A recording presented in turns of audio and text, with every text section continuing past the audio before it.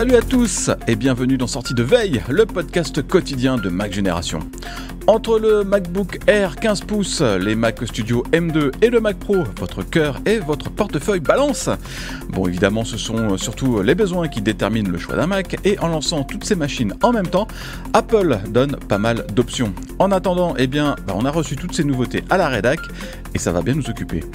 En deuxième partie d'émission, on va se payer un grand retour en arrière avec Anthony qui va revenir pour nous sur l'héritage de l'iPod. Même si Apple a arrêté définitivement ses baladeurs l'an dernier, ils ont toujours une très grosse cote d'amour auprès des nostalgiques.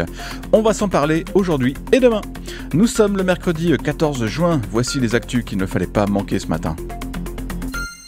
L'histoire retiendra peut-être que c'est durant un mardi de juin un peu anonyme qu'Apple a mis dans ses rayons pas moins de 3 nouveaux Mac. Mine de rien, ça n'arrive pas souvent, surtout que ce sont des machines qui s'adressent à des publics très différents.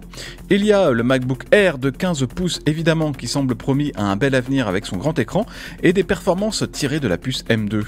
Il y a aussi le Mac Studio qui se décline en deux versions avec des puces M2 Max et M2 Ultra, et on trouve aussi le vilain petit canard, enfin plutôt le gros canard du coup, en l'occurrence le Mac Pro avec sa M2 Ultra, et pas grand chose de très intéressant à proposer en plus du Mac Studio, à part 3500 € supplémentaires.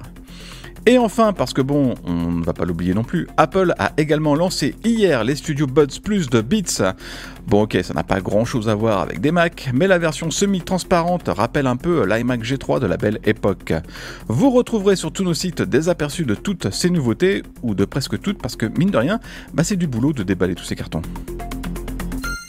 La santé mentale, c'est une des préoccupations d'iOS 17 et de WatchOS 10.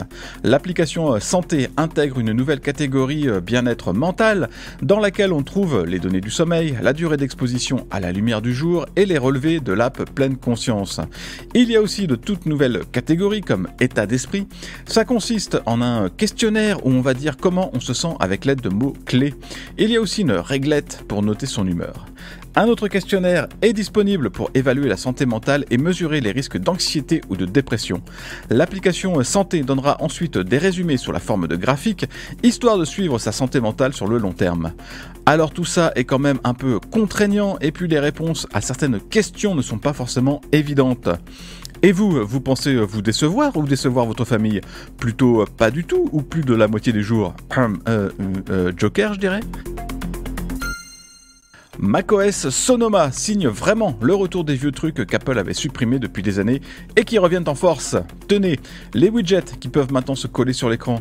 Il n'y a pas là comme une petite saveur de dashboard là-dedans, mais si bien sûr, pour les plus jeunes, le dashboard c'était cet écran plein de widgets qui a été désactivé avec macOS 10 Yosemite en 2014.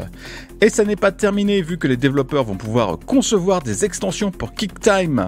Sonoma intègre en effet un nouveau framework baptisé Media Extension qui va donner à QuickTime et à l'ensemble de macOS le super pouvoir de lire des codecs vidéo et des conteneurs exotiques comme le MKV.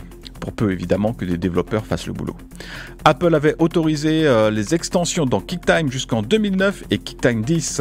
Le lecteur vidéo est beaucoup plus limité depuis. D'ailleurs, les utilisateurs se sont tournés vers des logiciels comme VLC ou Ina, ou tout simplement vers les plateformes de streaming. Mais pour autant, il ne faut pas que ça empêche QuickTime de retrouver sa splendeur d'antan. Apple va au-devant d'un petit souci avec son casque de réalité mixte en Chine. Il se trouve en effet que la marque Vision Pro est la propriété de Huawei sur le territoire chinois. Le groupe l'a déposé en 2019 et il peut s'en servir jusqu'en 2031. Si Apple veut lancer son appareil dans l'empire du milieu, il va falloir soit s'entendre avec Huawei, soit changer le nom du casque, du moins en Chine. Rien n'empêcherait d'ailleurs Huawei de lancer son propre casque de réalité mixte baptisé Vision Pro sur le marché chinois, puisque la marque recouvre tous les domaines liés à la réalité virtuelle et augmentée. D'ailleurs, le constructeur a déjà dans son catalogue des lunettes connectées avec des haut-parleurs qui sont commercialisés sous la marque Huawei Vision. Une version Pro aurait du sens. Après, Apple peut toujours sortir le chéquier pour obtenir les droits sur la marque Vision Pro en Chine. Apple avait fait comme ça en 2012 avec la marque iPad qui, en Chine, était détenue par ProView Technology. Ça avait coûté 60 millions de dollars à l'époque, ce qui n'est finalement pas grand-chose par rapport à tout ce que l'iPad a rapporté par la suite.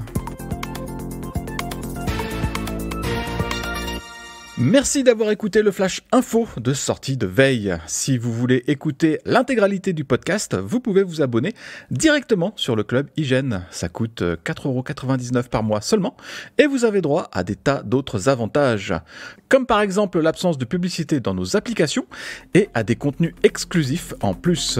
Rendez-vous sur clubhygiène.fr.